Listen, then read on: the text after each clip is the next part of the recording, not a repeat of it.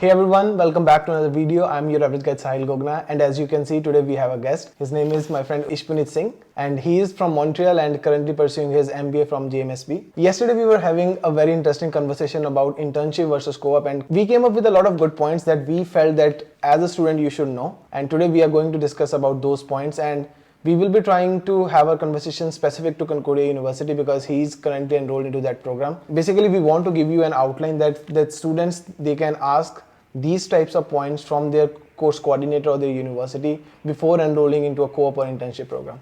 First of all, Ishmael, welcome.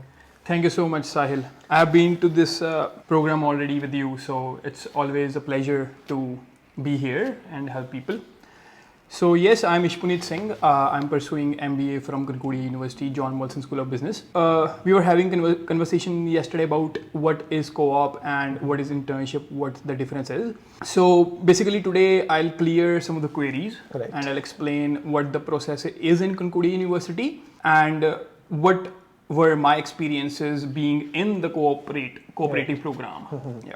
And before we even start about your co-op experience, I would like to know what is the difference between internship and co-op? Because before meeting you, before having a conversation with you, I was always in wrong perception that these both are the same terms. Yesterday I came to know there are a lot of big differences in these two terms. So can you please explain us according to your experience? So there is definitely a lot of difference because there are specific co-op related programs. Okay. Like there are specific programs which mention that we have a co-op. Right. And if it is not mentioned, then maybe you can pursue internship, but that is not mandatory. So I'll explain what the difference is. Okay. So in internship, it's you. You have to search for your internship. Okay. You have to research for a work term. And usually people do internship in summer.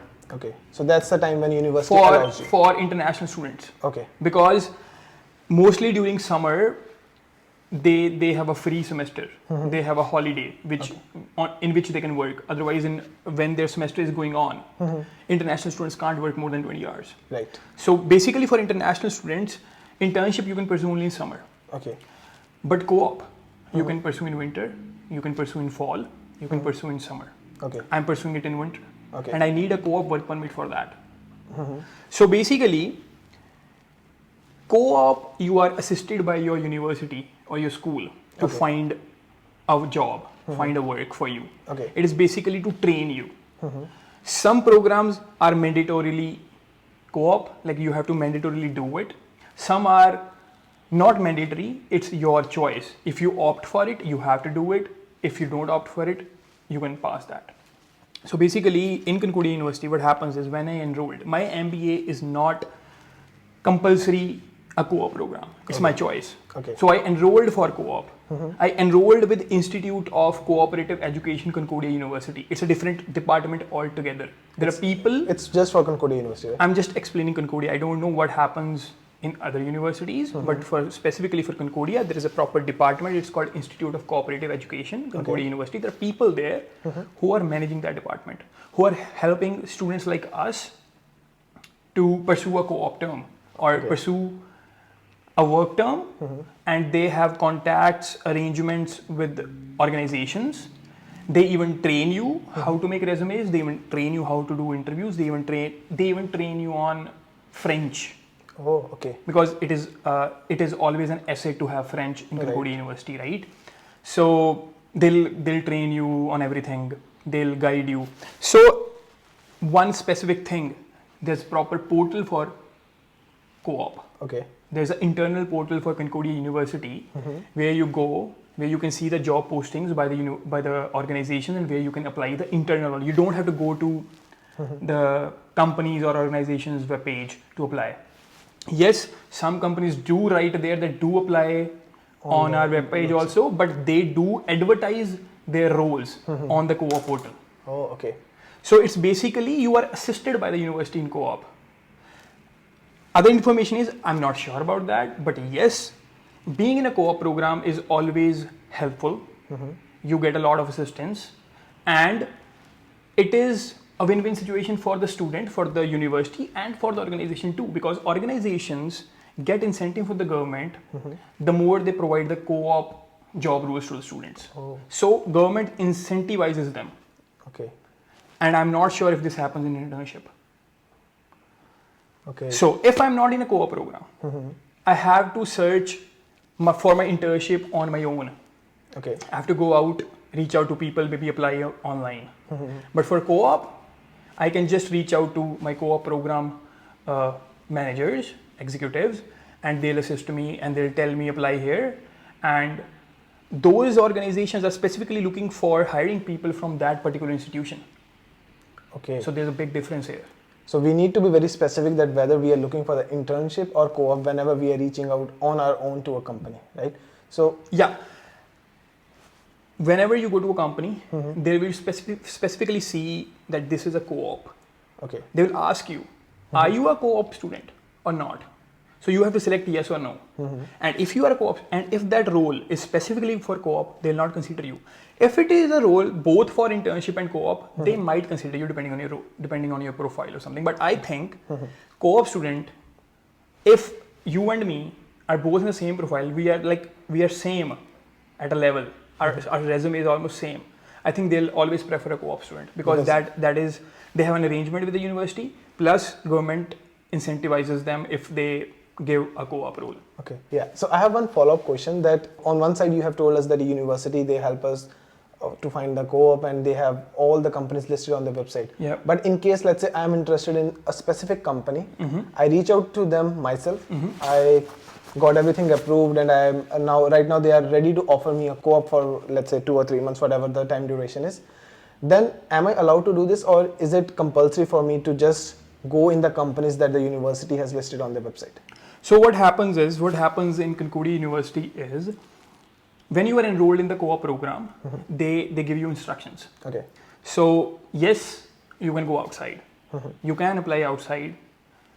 You are not held by the university to just apply on the portal. Okay. No, you can apply outside, first of all. Second thing is, there are some conditions. If you apply outside and you get a role, you should not have agreed to any role from inside the portal.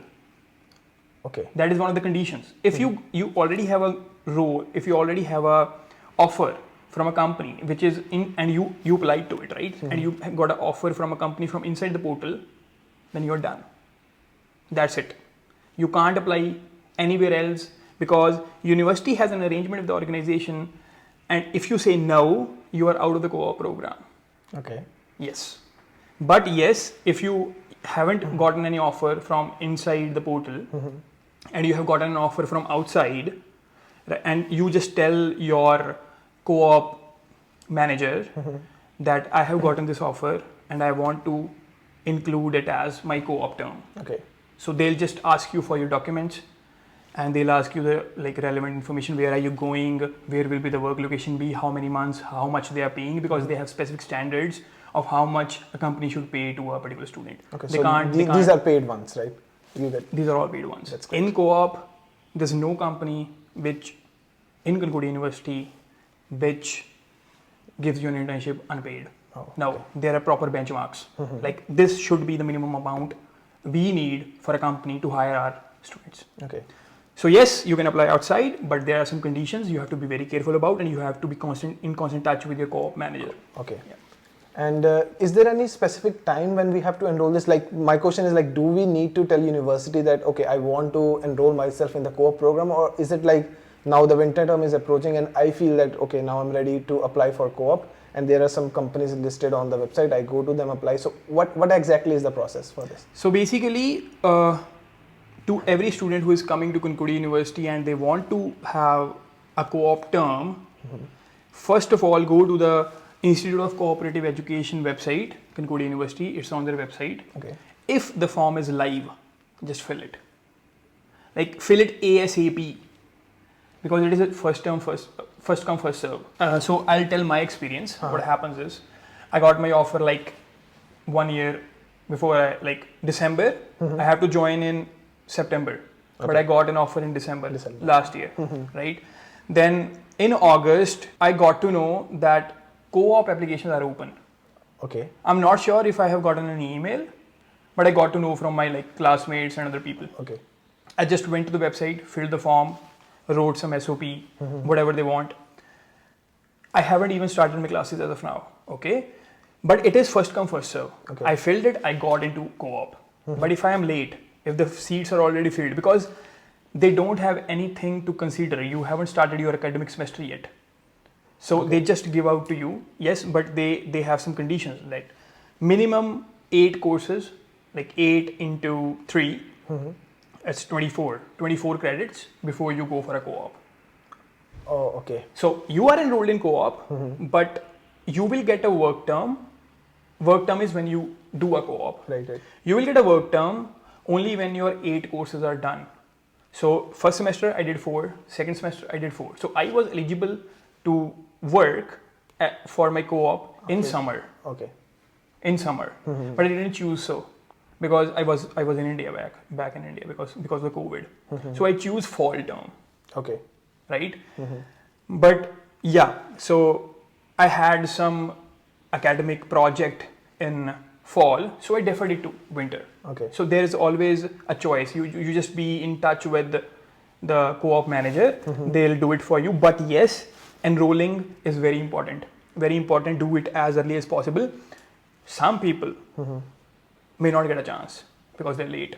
Oh. And yes, for Indian students who are looking to maybe change their role, maybe looking for some Canadian experience, co-op is a very good tool. Yeah. And Ishmael, if we talk about the credits for the co-op, did you get any credit for this? Like, did university allow you to skip some of the subjects and then go for the co-op? Or like, and one more question, same related to this thing. Like, is there any impact of how you work in your company when you are a trainee? So like, is there any impact on your mark sheet or in your the final transcript that you get? So basically for the MBA program, this is a non-credit work or project or co-op.